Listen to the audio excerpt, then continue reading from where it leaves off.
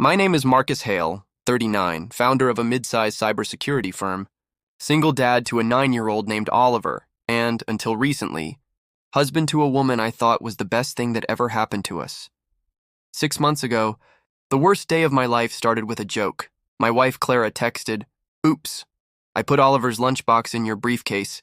He probably has your files. Sorry."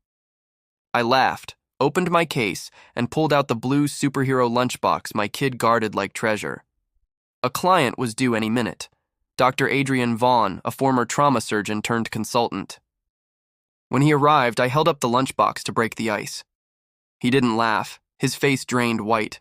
His hands shook. "Marcus," he said softly, eyes locked to the seam where the lid met the plastic. "Get your son. Go to the hospital, now. For a lunch mix-up? Arsenic residue," he whispered. "I've seen it before. If I'm right, he won't survive unless you move." The word poisoning knocked the air out of my lungs. I drove like the city was on fire, grabbed Oliver from school, still bouncing and asking if we were doing something fun, and raced to St. Anne's. Dr. Miriam Lee, toxicology, ran labs. While we waited, Clara texted about milk and dinner like we lived in a normal world. An hour later, Dr. Lee returned. "Oliver's blood shows chronic arsenic exposure, small doses over months. We're starting chelation now. He'll likely recover." I misheard the rest through roaring in my ears. Months. Someone had been dosing my son. Someone with patience and knowledge. Someone in our house. Clara's messages kept coming. "Everything okay?" I made Oliver's favorite cookies. The same cookies the lab later found traces of arsenic on. That night, I left Oliver in the hospital for observation and drove home to a movie I didn't remember auditioning for. Clara hugged me, cried, and asked 100 worried stepmom questions. I hugged back and lied. Vitamin issues. He'll be fine. At 2 a.m., I wired the house with cameras and audio, kitchen, hall, Oliver's room, my office. Detective Ryan Keller, an old service buddy, said what I didn't want to hear.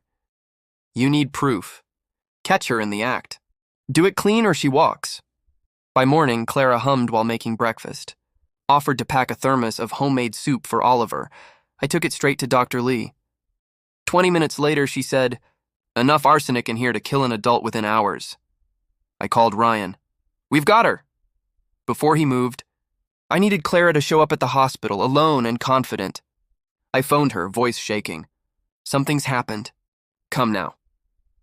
She arrived in an award-worthy performance of panic and devotion until Ryan stepped out with 2 officers.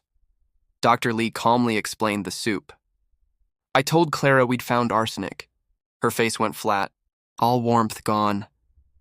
"You set me up," she hissed.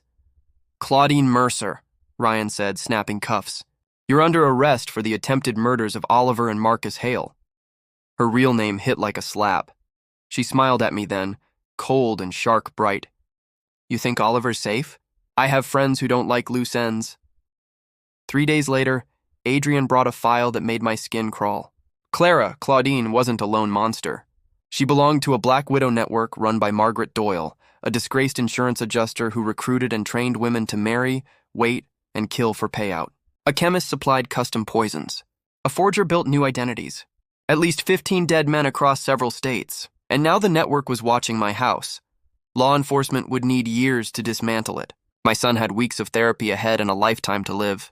I called someone who didn't need subpoenas. Logan Pierce, former special operations, now the sort of contractor people pretend doesn't exist. He studied the files, sipped coffee, and laid it out. 12 operatives.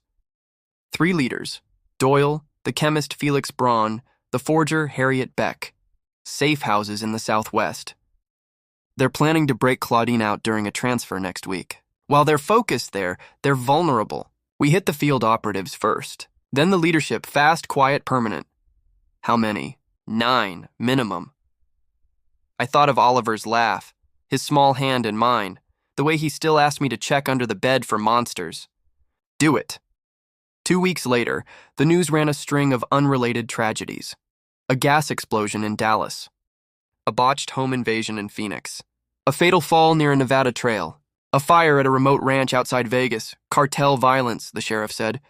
No arrests. No suspects. No network. 6 months after that, Claudine stood in court, orange jumpsuit, manicure gone, eyes still sharp enough to cut. Her lawyer begged leniency. The DA held up lab reports, insurance filings, and a pattern of sudden deaths. When the judge asked if Claudine wanted to speak, she looked straight at me. I regret nothing. Oliver was a means to an end. My mistake was getting caught. The judge sentenced her to life without parole, plus time for fraud. As deputies led her away, she turned back, voice carrying over the wood benches. This isn't over. It was. No one from the Black Widow Syndicate was left to come. We sold the house and moved to the mountains. Oliver finished treatment, got his color back, and learned to sleep through the night again. He drew a picture of our old family, me, him, and a red scribbled figure with a big X over it. Bad Clara, gone forever. Adrian moved nearby. Ryan made lieutenant. Logan disappeared the way ghosts do, but not before telling me, clean operation. No loose ends. I'd like to say I returned to the old Marcus, the one who joked about Lunchbox mix-ups and trusted the world to be kind if you were. That guy's gone. In his place is a father who double-checks locks, keeps a gun safe he actually uses, and understands that sometimes the law arrives too slowly for children. Do I feel guilty about the 9? I thought I would. I don't. Maybe that makes me something darker than I was. But when Oliver runs across the backyard at dusk, chasing fireflies with grass stains on his knees, and not a trace of fear in his eyes, I know what mattered. Love isn't always soft. Sometimes it's a hard, necessary edge. Sometimes it's choosing to end a threat completely so a child can grow up. One night, Oliver cupped a bright bug in both hands. Can we keep it? Let it go, I said. It's got a family to get home to. He opened his hands and watched it lift into the purple sky. He laughed. I listened. And for the first time since a blue lunchbox changed everything, I felt peace. If monsters come again, they won't find a naive man. They'll find a father who already learned exactly what he's willing to do.